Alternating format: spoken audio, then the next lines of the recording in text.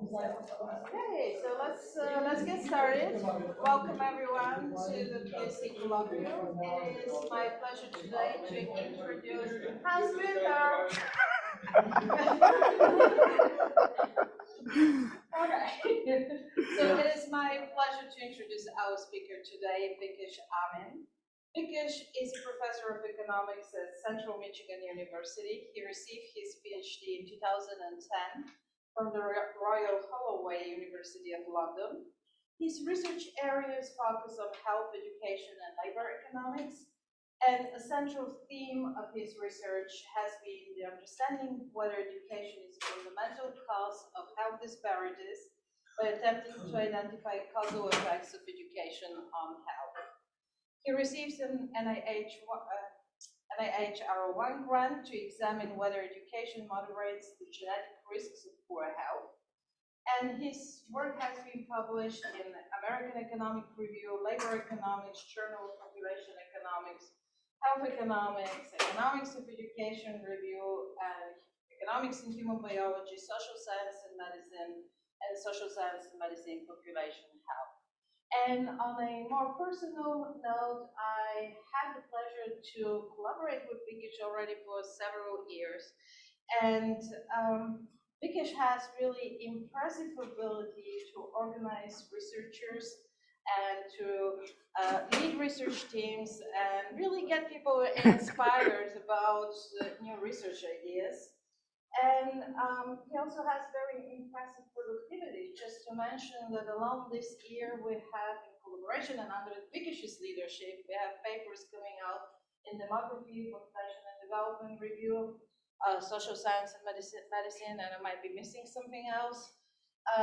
We also received under his leadership a pilot grant from Johns Hopkins University to look at education and cognition, and we're about to submit an R01 grant in the next 2 weeks. So besides this impressive productivity, what is also very remarkable about Vikesh is actually his ability to mentor students, both undergraduate and graduate students. So with this, please join me in welcoming Vikesh. Thank you for the kind introduction. That was almost too kind. But I'm really excited to be here and get feedback on this paper because it's a new paper that I just completed over the summer with Amin, who's at Austin Peay University in Tennessee, and Jason, who's at Madison. So the starting point of this paper is really the education and health literature. We know that education is seen as a fundamental cause of health disparities. There's lots of studies documenting large gradients in mortality and longevity by education, a large correlational literature documenting this, and a lot of work going in teasing out, is this an association or is this causal per se? So the two main methods used to kind of get the causal relationship in economics has really been compulsory education laws, changes over time, and twin and within family variation. So there's a huge literature. I'm just going to focus on the US evidence. I'm sure most people in the room know the Laris Mooney paper where she used compulsory education laws in the US and found that an extra year of education reduced 10-year mortality rates by just over 6 percentage points. I'm not too sure how well the next two papers are well known, which are really cool. So unlike Scandinavia, the US does not have massive twin registries. But these two papers, what they do is use census data, census count, and matching techniques to identify siblings. So the first paper in demography, they used the 1920 and 1940 US Census, and they limit their analysis just to males because their data on death, longevity is just limited to males. And the next paper in the Journal of Health Economics uses the 1940 census, but their death data comes from Ancestry.com, so they have both women and men in it. But quite robust results, both finding in their family fixed effects models controlling for common shared factors between siblings, but an extra year of education increases your age of death by 0.35 years for men and about 0.45 years for men and women. So robust findings over there. So our question is not looking at what's the relationship between education and longevity in the same generation, but is there a spillover?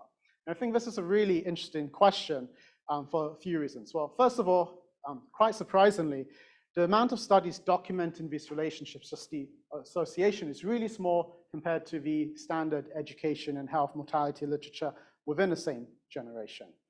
And thinking about pathways, so the two main pathways you'd expect this relationship to occur are this kind of biological imprinting pathway where it's argued that more education, higher parental education is associated with better childhood health, higher birth weight, which has both positive health and economic and social outcomes in the long run, and this kind of life pattern intergenerational aspect. If I'm a well-educated parent, I probably live in a good neighborhood, send my kids to good schools, they have more, more educated peers, healthy peers, end up getting more education. So it sets in line this motion of events that leads you to get more education, become more healthy as an adult, which impacts your longevity or mortality. But again, there's not much causal evidence. Is it the education of the parent that's influencing the longevity, or is it something else? Because is it the preferences that I have to live in a good neighborhood, the preferences I devote to education? Is it genetic ability? But I mean, the two main reasons why I think this is important to answer is, first thing, it's kind of speaking to this literature on the long reach or long arm of childhood socioeconomic conditions, which we all know are associated with adult outcomes. And parental education is just, childhood SES can be measured in so many ways and it's complicated, but parental education is one measure. So I think this paper will speak to that literature. And also thinking about, the pathways in economics, there is a big literature looking at what is the effect of parental education on the education of the next generation and on their health. So the literature that has used education laws, adoption designs, and within family variation to look at what's the effect of parental education on children's health has found mixed results. It's varied by country and research design. And the literature on intergenerational transmission of education, there's a review by people reviewing methods in twin methods, adoption methods, instrumental variable methods using data for Sweden and Scandinavia, and found it was actually pretty small. It was about 0.10 of a year. So I think that casts a bit of doubt. If these intergenerational transmissions are small or non-existent, should there be a relationship between the education of the parents and the longevity of their children in the next generation as well? So, I mean, the causal evidence is small, and it's done by two of my co-authors.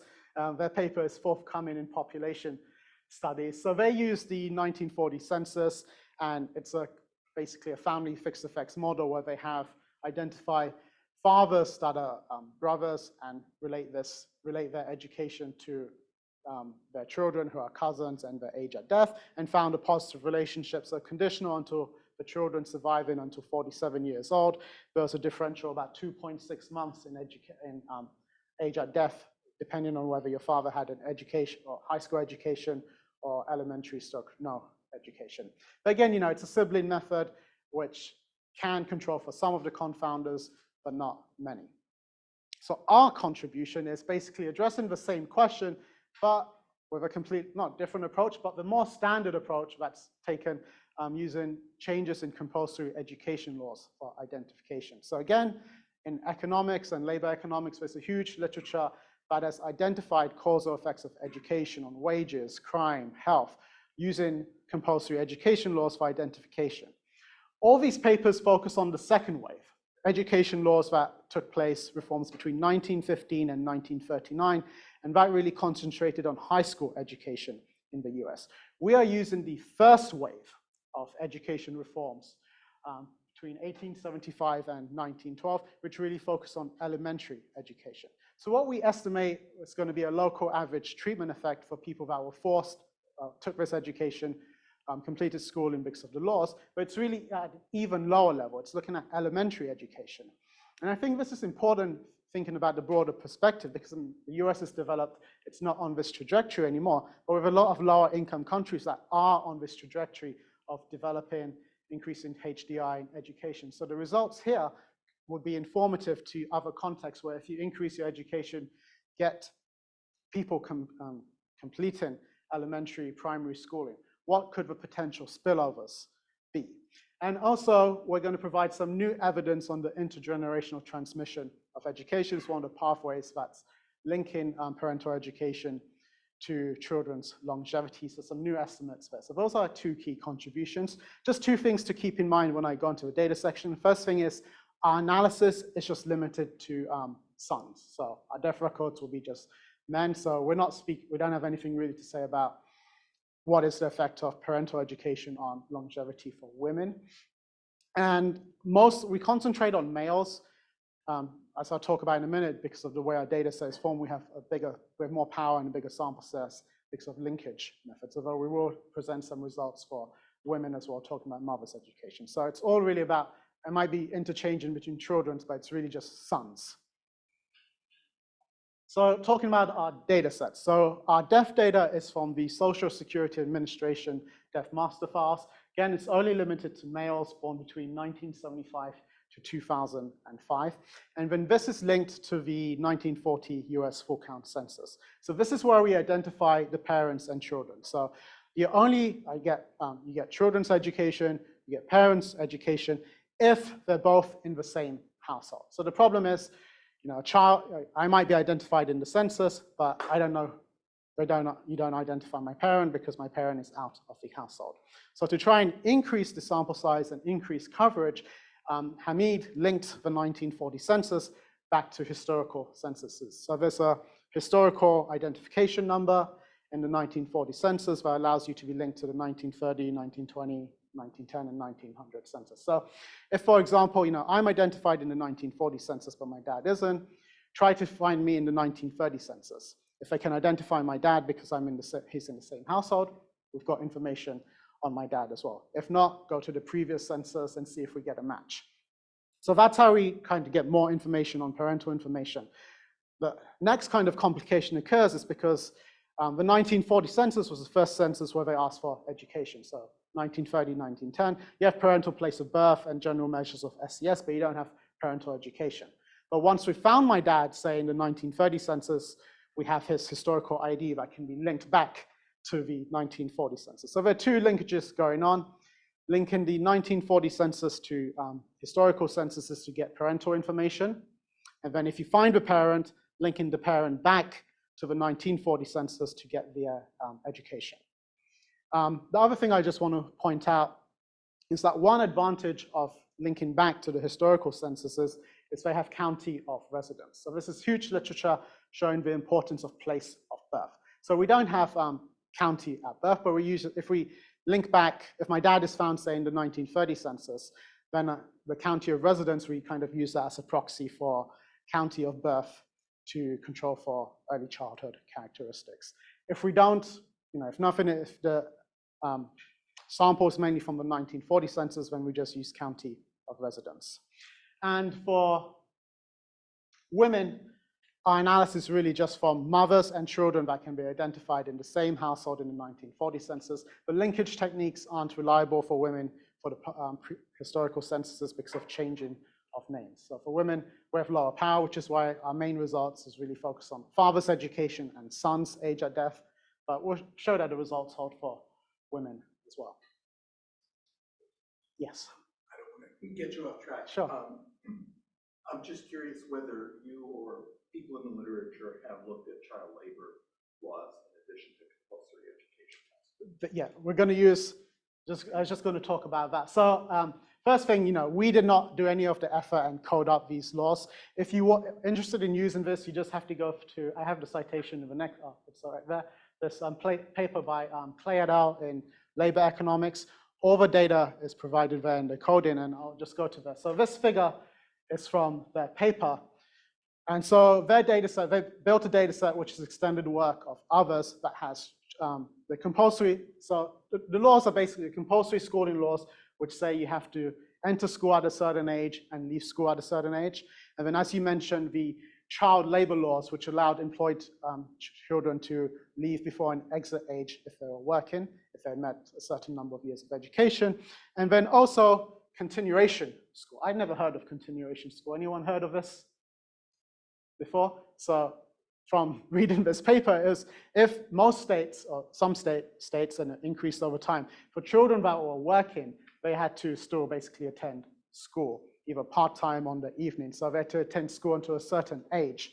unless they'd met a certain required number of education. So there are three components: the entry and exit age, the child labor laws, and then the continuation schooling laws. You see this huge jump over here in the states that had continuation school laws, and this is because public perception due to child labor after World War I, and there's some other law changes going on at the same time. So you have a drop, you have an increase there, and you see over time the number of states having compulsory education laws increasing. So Massachusetts was the first one to implement it. I think it was 1852. And then by 1920, everyone had it. And then on this side, we just have a map where we've shown variation in the school exit age, and you can see it increasing over time. So the way we define the instrument is like the number of required years. It's not we that do it, it's Clay et al. They use a process which follows this other paper in the American Economic Review. It's basically taking all these three laws in measure and thinking, okay, what was the entry age, what was the exit age, and then what's the required number of years of education? Then, is there a working exemption? What is the age at which you can leave? What is your, depending on the birth code, what is your age? Do you need that working age exemption? What is the continuation? So it's using all of these together to come up with what is the required number of education? What is the required number of years of education required?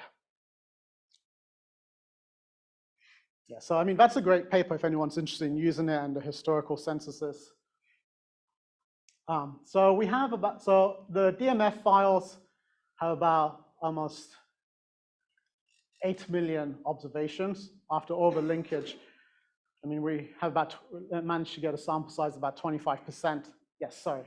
So I know this data set very well, and I was wondering why you chose 1875 to 1912, just because that was what was used in previous work. You can push it further or like a little bit. I think so. Hamid actually did all the linkages and stuff, and from what I remember, what he told me was that most of the data, most of the people, the parents and the children we observed, actually from the 1975, from the 1940 census. Yeah. And that's why it's not wider. So this is judgment call based on the. Yeah, based on what we could. So it wasn't like we were choosing, that's where most of the observations came from the 1940 census. And yeah, he did try to push it wider, but not really much. So in terms of age at death, so an average age of 814 months at death, 68 years, minimum age about 35 years. Parents' education, almost 8 years of schooling, and most parents are in states with 1 to 5 years of education. Very few are in states, born in states with 9 to 10 years of education. So empirical strategy, just a lot of subscripts, right? But it's basically relating the age at death of the child who's born in county C, cohort B, and parents born in state S, year Y, and region R, to the parental education PE, individual characteristics XI, and a set of fixed effects. So child birth cohort fixed effects, county of birth, I should say county of residence to proxy county of birth, parental state of birth, and parental region of birth by birth cohort fixed effects. So our first stage regression is just looking at how these laws, so we have dummy variables for whether there are no laws required, no required years of education required, and then a series of dummy variables indicating if there's 1 to 5, 8, or 9 to 10 years required. So the key identification assumption in our methodology here is, there could be many other things going on. We're looking at increase in education attainment over time. What are these laws, what was the passage of the laws for increase, these laws being implemented, increase in education attainment, was it associated with other things that were going on? Now the key thing is that we have both parental state, birth fixed effects, and parent region of birth and birth cohort fixed effects. What that means for identification in our first stage regression is that what we're doing is we're getting our estimates, these alpha 1, by comparing changes in states and regions over time to other states in the same region for that same birth cohort. So trying to keep in the comparison as like for like. And I'm going to show you some evidence which hopefully if you have concerns about this assumption, alleviate those concerns. Just a quick question. Mhm. So individuals of the later cohorts who haven't died yet, Sorry, say that? individuals born in 1930 or 40 who are still alive, have an age of death, how would we treat it in the first model, have an age of death? So this is parents' education. I was just looking at the previous slide. The individuals born in,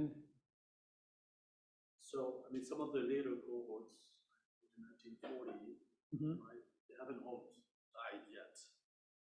So they don't have an age of death to model. Do not censoring them.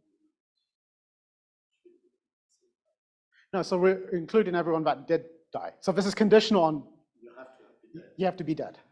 You have to be dead. Yes. You have to be dead. So, yeah, so you have to be dead. So this is conditional. Everyone died at the minimum age, lowest minimum is 35 years. So those who haven't died are removed from the sample. Yes, yes. Yeah. So we're using, we're not going to do any kind of survival modeling or anything like that. It's just age at death as a continuous variable. And part of the reason is that I want to try and compare what we find back to these studies that take the same approach. You have to be dead to be in the sample. We just use it so we can compare our estimates to really compare what are the estimates we're finding intergenerationally to the ones that are within the same generation. Yes, so you have to be.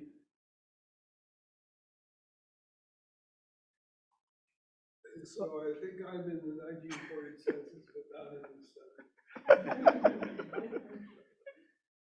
So 2 things over here. I'll start with the event study analysis first. So this is this is to really test, is there anything going on that is, was the increase in education attainment random or not random? The passage of these laws, was it correlated with anything else? So we have 2 event study specifications, the standard OLS and the son Abraham. So the concern would be that education was rising as these laws were being passed. If that was the concern, these coefficients over here would be above 0, and you'll be seeing an upward, or you see a pre-trend. We don't see any pre-trend, close to 0, negative, and then it's right after the passage of these laws where you see these point estimates rising and becoming. So hopefully that alleviates concern with this event study analysis that these laws, it's not something that's endogenous. The education attainment was caused by this increase. The increase in educational attainment was caused by the passage of these laws. Yes? One of the many potentially complicating factors across states. But you have a lot of immigrants, 1910, 1920. Possible that could be suppressing effects or interacting in various ways. Yeah, so again, I don't know my economic history as much as you, as much as that. So that is a valid concern. So now it's only accounted for to the extent it's captured by the state fixed effects and then the region fixed effects or the fixed effects we have. But to the extent that they don't hold, that could be it's a possible concern. So the first stage estimate, so this is just for fathers, basically show an increasing effect of monotonic effect of these laws. So if I'm a father and I'm in a state requiring 6 years of education, then I have almost a 10th of a year of years of schooling more than if I was in a state that had no schooling requirement. If I'm in a state with 9 to 10 years of education required, then my years of schooling is almost 0.2 of a year more than if there's no requirement. So we have a pretty strong first stage. And then these are our main results, effect of father's schooling on son's longevity, age at death. So the OLS results are really small in magnitude. So this 0.656, an extra year of father's schooling is associated with a 0.65 month increase at age of death, not even a 1 month increase. But when you look at the IV estimate, an extra year of father's schooling is associated with almost 6 months, a 6-month increase in age at death, half a year. This is pretty big when you go back to the results in the Halpern-Manners and Lars-Mooney recent papers, which used the family fixed effects models and showed that in the association between your own education and longevity was about 0.35 to 0.45. Obviously, OLS captures a different treatment effect, where this is likely to be an average treatment effect, where the IV is a local average treatment effect for people at completing elementary education, but still a pretty big intergenerational spillover that would be relevant for countries that are following this developing path and trying to increase education, saying, well, they have those own private returns, but hey, they generate much more health returns for the next generation potentially as well. So we investigated intergenerational transmission of schooling. What is the effect of father schooling on son schooling, restricting the sample, conditional on the son being greater than age 17. So we have kind of completed schooling. And so the OLS, an extra year of father schooling increases son's education by almost a tenth of a year. And the IV, twice as large, an extra year of father schooling increases son's education by 0.22 of a year. So again, there's been a big literature in intergenerational transmission of human capital in economics. Jerry has obviously worked on it. With his Minnesota twins, they found an extra year of education, I think it was parents and mothers, no, father's education, increased children's education by 0.36, and you guys found no effect for mother's education.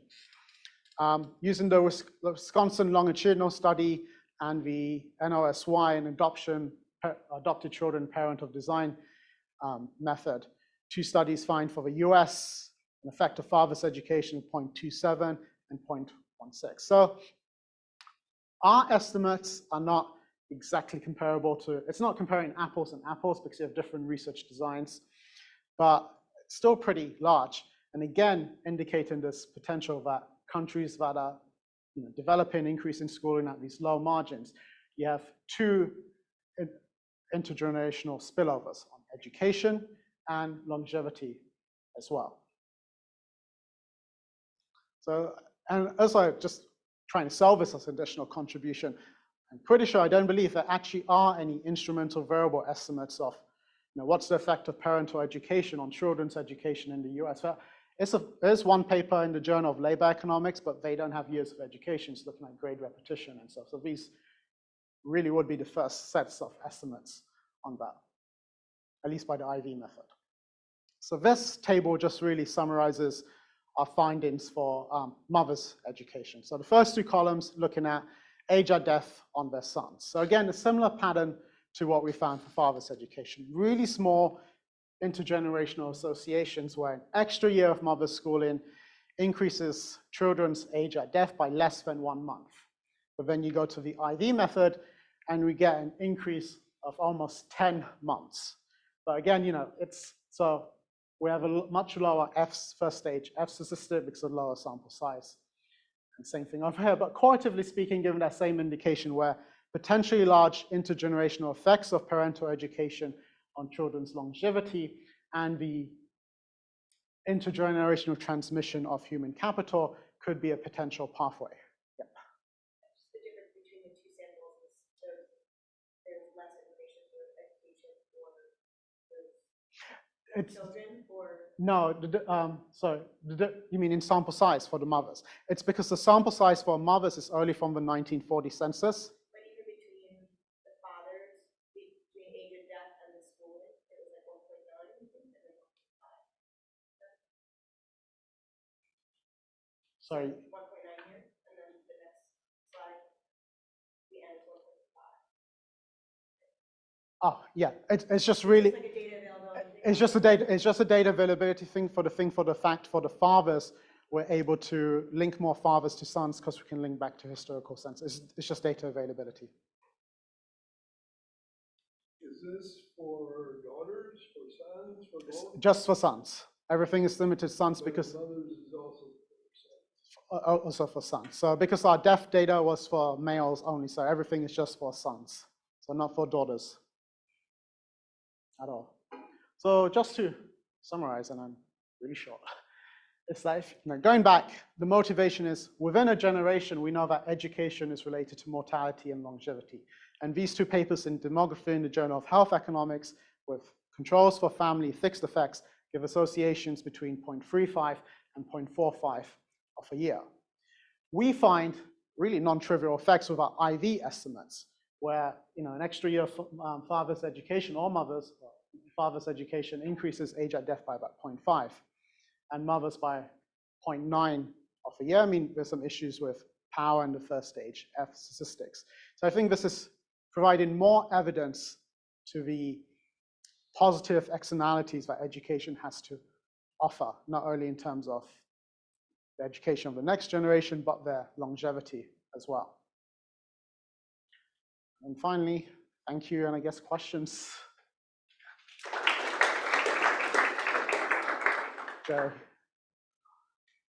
So I'm trying to think, what is contaminating the OLS estimates? What's in that disturbance term that's negatively correlated in a way that you get the IV result?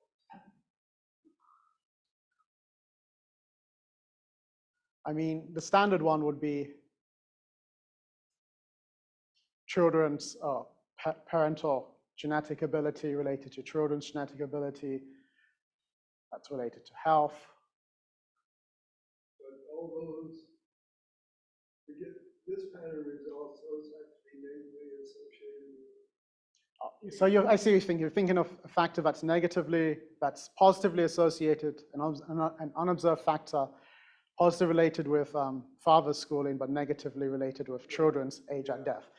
I haven't given much thought. Oh, this will be a good thing for you to think about before dinner tonight. That would be a good thing to think about it. Yeah. Do you have any sense if these mortality effects are simply the consequence of the schooling effect? Or can you tease that out? Is there? So you document, others documented the intergenerational educational spillovers, and we know there are education effects mortality. So I guess the question here is how much of the mortality effect you identify is up and beyond whatever you get out of school. No, so we can't. So your question is basically how much of this effect is due from father's education, and how much of that is from my own education or my longevity. So, yeah. There is The net and the, yeah. Fathers and education effects on mortality. So is there something more to it because yeah, no, we have. That would be a good thing to maybe extend this paper. Think about some sort of more complicated mediation analysis, because we have the first. I guess we have the first stage where I guess our mediation would be. Now that's a really good idea. Looking at some sort of causal mediation where we have the effect of father schooling on my education, and then use that to mediate what's the effect of how much of the parental education was driven by parental education per se, and how much of that, yeah, we haven't done it. That's a really good suggestion. Thank you. I'm going to ask you a little more broader question. Mm-hmm. Do you think these effects are really powerful at early stages of education expansion? I mean, do you have any evidence about, if the benefit decline as societies become more and more educated, and then you're talking about higher education and levels like that, and also, do you have any evidence, that this works also in developing countries? I mean, can you expect that? You have. Yeah. So I guess let me try and break that down. So first thing, I do think that these effects really are at the lower end of the distribution. So, I mean, as you get more highly educated, their diminishing returns to what it pays. Like, getting your bachelor's degree, then doing a postdoc in terms of wages, the effects are getting smaller and smaller. And going back to the first papers, these family papers, these are all using the same census data. So even though it's within sibling variation, it's looking at that same sort of low end of the education. So I do think expanding education at the low end will have big effects, given what we document and what other papers have documented. Now, the second part about, I've been trying to argue about what's the relevance of this, I've been trying to argue that this might be useful for less developed countries, lower and middle income countries as they develop. Would it apply? I have absolutely no idea, no evidence on this, unfortunately, but just thinking about if we were to learn from the experience of other countries, then this might be useful. Trying to think of other studies. I mean, there have been studies, right, for Nigeria with a universal primary schooling program, I think some in Mali, which has shown the benefits of education on health and stuff, with the school construct. Not the intergenerational, but within the same generation.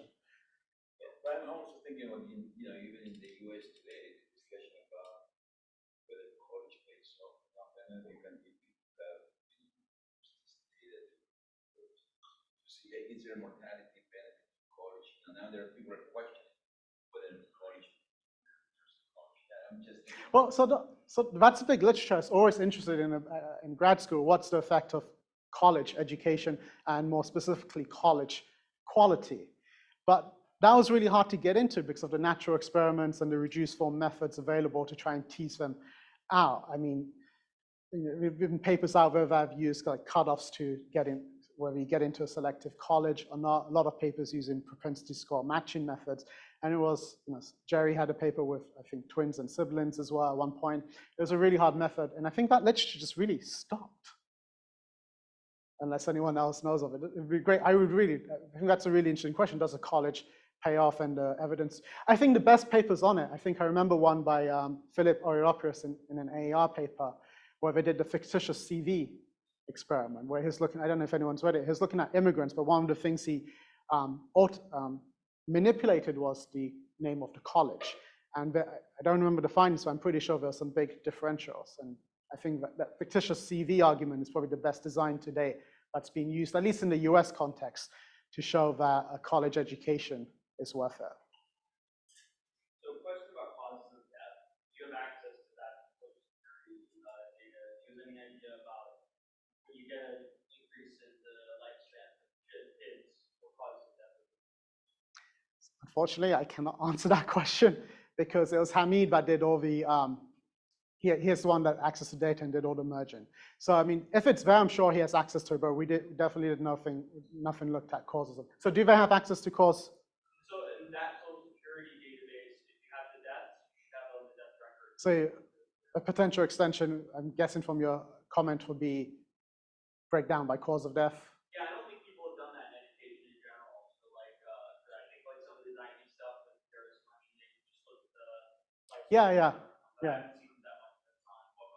Yeah, no, that's a good suggestion as well that we could break down into. So this is all fascinating, and I'm rooting for you. I want there to be an intergenerational education payoff.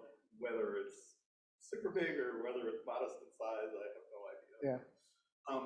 To pick up on a point that Amelia raised regarding the low end, it seems to me, I guess we'll just make it a question rather than a suggestion. Is it possible to break up education at the different stages? It seems to me you might be able to compare people without an elementary education to people who started high school, people who started high school, people who finished high school. You put education into a single number here, and if you want to get to this question of is it the early transition, maybe we could break education up into a series of stages. That was kind of done by Hamid and Jason in their population studies because they have that family design. So they don't just treat years of education as years of education. It's this comparison. So they compared people with elementary and no education, fathers with elementary stroke no education to high school to college. With our design, our instrument is really just affecting the low end of the margin, the people that were forced to go into elementary education. So to our design, we can't break it up further to get the causal impact of what is the difference of going up to elementary education versus high school. I guess if you wanted to do that in our design, it would have to be is there mortality data for people for the studies that have used the second wave of schooling reforms. If you have the census data on versus education, is there any data on age at death or mortality data that they can be linked to? And that could be nice, where you have the first wave, which is really focused on the lower end of the distribution, the elementary education, and then the second wave of reforms in the US focused on high school education. Did they have different effects? Just, again, exploring ways to kind of investigate this further. Can we compare cohorts, earlier cohorts versus later cohorts? that it could be different in a variety of ways. One is the kind of where people are in this education process, but also the kind of work that people are doing. One thing that occurs to me is states vary in many ways at this period of time, one of which is how many people work on farms. Yeah. And I think that'd be. longevity of I think people what you're who live on suggesting farms is versus really. longevity of people in the cities. Yeah. And there's a lot of things going on. I mean, I think what you're suggesting is really good. It's just giving me another idea about a kind of really nice descriptive paper talking about the things you're doing, because no one has really documented intergenerational associations in terms of longevity, doing it by cohorts, like you're saying, farm staters versus not farm staters in different states, just documenting all these different patterns and heterogeneity that might exist. With the causal stuff, it's harder because we're limited to the laws that took place between those years and the cohorts affected. But I think as a first step, having more descriptive evidence on what is this pattern, how does it compare to the other patterns we've observed for human capital and health could be interesting. Again, it really is a smaller literature. I don't know if it's why, because maybe the data is just now becoming available with census linkages and getting easier access to the death records. But compared to the literature on within a generation and intergenerational transmission of human capital and parental education and health, there's less known about longevity. Maybe some people would argue that it's not as interesting if you have the outcomes like before. But then I think this is another puzzle. I mean, we are documenting an effect between parental education and children's longevity, their age at death. And then I think that raises another question about going back to the intermediate literatures on parental education and children's education and their health. What is the finding there? Is it really still mixed? Is there a pattern? Again, we're looking at different cohorts and time periods, but probably more needed there.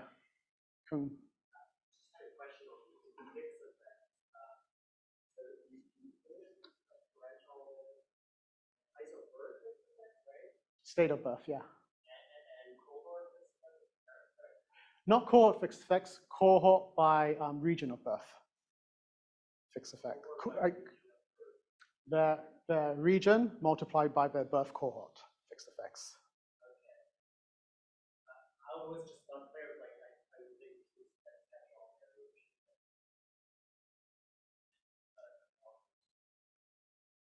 No, we don't capture all of it. It's all identified by comparing fathers and changes in states and regions over time to other states in the same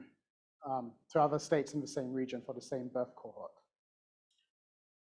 I mean, if it captured all the variation, it wouldn't be estimated. I mean, there are a lot of fixed effects that I completely agree. We can't include, we obviously can't include parental birth cohort fixed effects because then the region one would be redundant. The region year fixed effects would be redundant. So these two are the really important ones, the parental state of birth fixed effects and the parental region times year fixed effects to really take account of changes that are occurring a lot in the same time period that may have happened at the same time in terms of education. So those are the ones which are really trying to get at the exogeneity of the schooling laws to make sure you're comparing fathers in states to other states that are similar at the same birth cohort, so you're not having any confounding influence there. I mean, another way to look at it is there's lots of variation if you look at the maps and what it goes from. This is just the school exit age. From 1880 to 1910, you see that variation in the map. So there is variation in these laws over time and space. I'm sorry. Don't be sorry. It's good to have conversations and questions. All of the technical details, but it seems to me that the fathers who moved are different than the fathers who didn't move. And are you treating this as kind of just, somebody from Mars just planted people in different states, or if there are ambitious people who move, or people whose industries got wiped out and they needed to move because of economic opportunity. I mean, the movement process isn't random. No, I completely agree. The movement process isn't random, and we're just capturing the effect for fathers who had to stay in school because of these laws. So they were affected by the laws and they had to stay in school, not that they had a choice. So there will be people who are unaffected by these laws and say like, I want to drop out of school. I mean, sorry, I would continue even. Who's moving across states? Is it the grandfathers, the fathers, the sons? No, they're not moving. I'm just showing that these are the exit ages of the laws. The laws have changed. Yeah, I understand. The laws have changed. So, but you're comparing someone in Mississippi, a father that lived in Mississippi versus a father who lived in Georgia, another from the same region, and you're taking away all that variation. You're comparing the two because Georgia had a Exactly, compulsory yeah. law that was enacted while Mississippi during this time did not. So this father had to go to school where this father did not. So you're comparing Right. that. So we're not talking about geographically local. No, we're not. Thanks. That's very well explained. Thank you. Yes.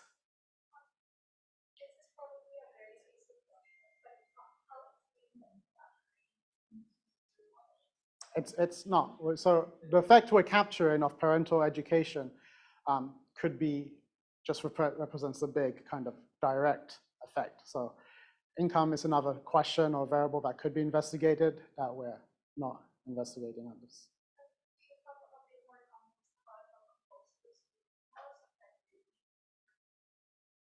Yeah, so if you go to this Clay paper in labor economics, so we got this idea from reading this paper in labor economics. They estimated the effect of education with an instrumental variable, these compulsory education laws on wages for men. And they found between 7 to 8%, 6.5 to 7.7% return. So an extra year of education increased men's wages between, let's say about 7 to 8%. So they did have a, it's pretty big compared to, it's actually in line with the other estimates. So again, if you think about the margins, this is for elementary education. And then the standard papers we get taught in labor economics are all from the second wave and high school education, about 10% return as well. So again, indicating pretty big payoff to low levels of education. Following up on that, can you say a little bit more about the pathways and the mechanisms that explain these Sorry? effects? Can you explain a little bit more about the pathways that explain these effects? Is this through parental investments, children? Is this the child's own education? Yeah, completely. I think the biggest pathway is obviously the intergenerational thing. So if I'm a well-educated parent, then I invest in my children, whether that be by living in a good neighborhood with good schools, making sure they eat good food, or the peer groups. I think it's all really due to the intergeneration, the long-term, the immediate effect about how my education and my beliefs and stuff affect how I invest in my children. And that means they get more education, they're healthier, and then that affects their longevity. So that's the part we really can't tease out. How much is it? How much? And that was the idea about the causal mediation analysis. Parental education, no doubt, has a thing, but how much of that is driving the effect of this pathway, my child's education, and how much was it of the child's education versus my dad's that affected it? Yes.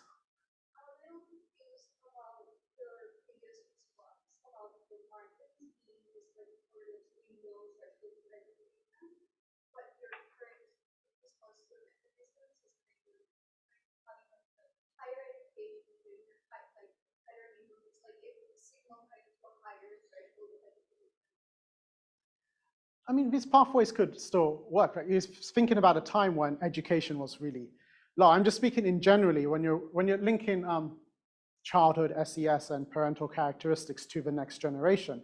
I'm just speaking really broadly that the pathways would be education and health in general. And I think that's why it's also interesting, like was brought up, to talk about how big are the effects at the different margins. So yeah, I'm being a bit loose in describing the pathways, but you could imagine, getting an elementary education is a big deal at that time period of development. Being able to read and write is a big deal that can.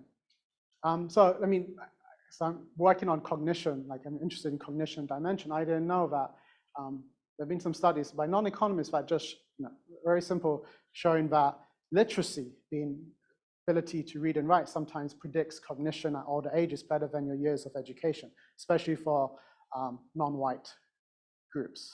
So hopefully I answered your question a bit there. Sorry for being a bit, just in general, it's like, my parents educate, well, think about my parents who are immigrants in the United Kingdom.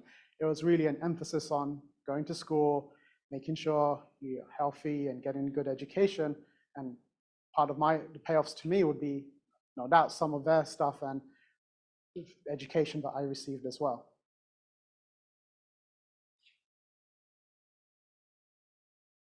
Yeah. Here's one of the demographic mechanism that would be interesting to look at. I'm wondering whether the parental age at the time of the death, at the time of the birth of the child, that you're following, is somehow correlated to. We actually did. We actually thought about that, whether these laws change the age at birth, right? That's what I mean, the age of mothers, age that your baby became a parent. Is that what you're saying? I was more thinking that if when you're born and your father or mother was older, she probably was less exposed to this genes in schooling laws as opposed to a younger mother who was born later, and we know that an older mother will have children who will be less healthy. So there might be kind of correlation here that would be interesting to look at, but that could be just a control for each other, parental age. Yeah, I mean, yeah, so I misunderstood what you're originally asking. The thing I was going to say that we looked at was whether these reforms shifted parental age at parenthood, basically, fatherhood and stuff. And we found inconclusive results and things were imprecise. So that was halfway that we thought about, did it shift the age you actually became a parent? We weren't really able to find. So actually, no, there is, so we looked at this for parents, right? So we did this analysis for looking at the effect of education and these laws and how it affected my age when I became a parent. But there is a paper, if you're interested, it's in the Journal of Population Economics. I can't remember the author, it's fairly recent, in the last year or two, that looked at the reduced form impact of these laws on mothers' age at birth. And they did find that it shifted the age at birth where they basically delayed childbearing. So mothers were older. So we're just looking at how did we, not education, we're looking at how did these laws influence the age at which mothers gave birth. So they did find a shift in that one. So for our analysis, since it was mainly concentrated on fathers, we really found inconclusive results with power issues and other sorts of stuff. But now that I think about it, that Journal of Population Economics paper could be useful to kind of get some side evidence.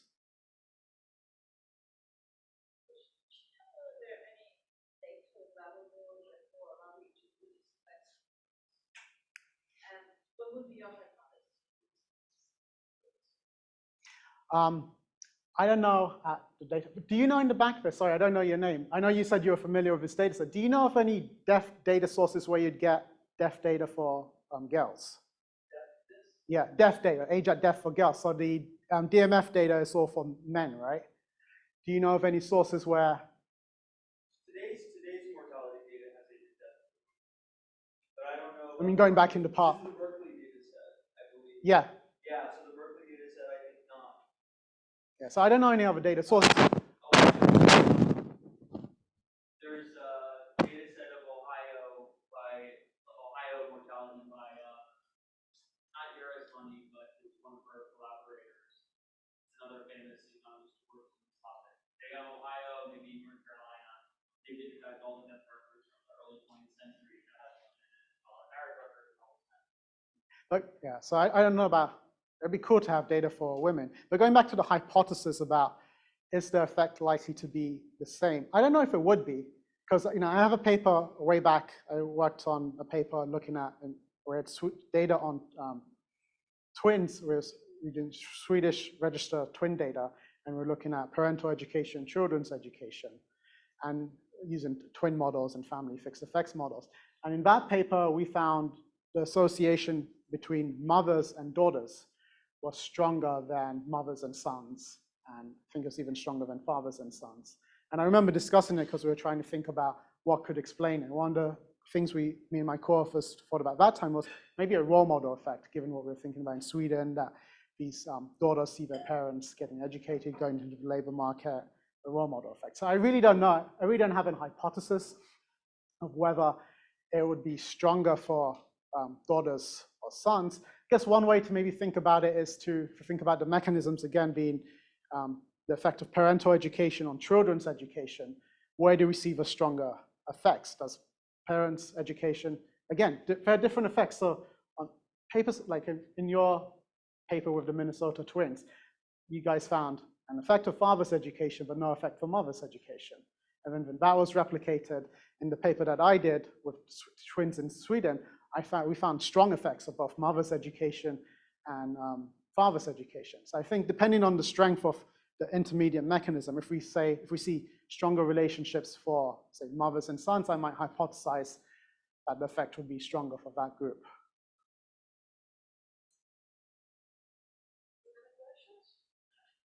Thank you so much. Thank you.